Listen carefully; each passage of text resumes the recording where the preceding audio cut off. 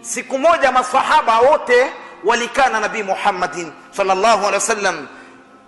Mmoja sahaba ni Abu Bakari Siddiq, ya Rasulullah, ewe nabii wa Mwenyezi Mungu, ndani ya Qur'ani nzima ikasomwa nasikia naridhika, lakini kuko aya yenye unasomaga ndani ya surati al-Waqiya, ukafika kwenye ile aya nasikia miguu yangu inakosa ekilibre, najikuta dunia niko wapi na nitafanya nini kwa ajili ya Mungu. Wafalul khair, mfanye vitendo vya khairi ili tupate kufaulu. Ni aya gani?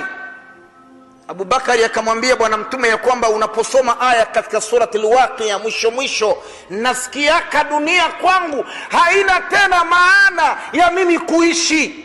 Ni aya gani? Bismillahirrahmanirrahim. Falaula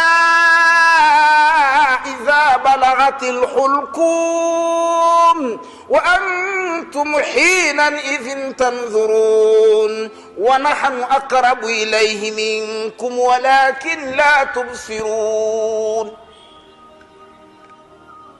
Akamwambia unapofika kwenye hii aya, Allah anauliza vipi mnapoona roho ya binadamu inafika hapa kwenye koo, inafika hapa kwenye koo, ndugu yenu mlikuwa mnakaa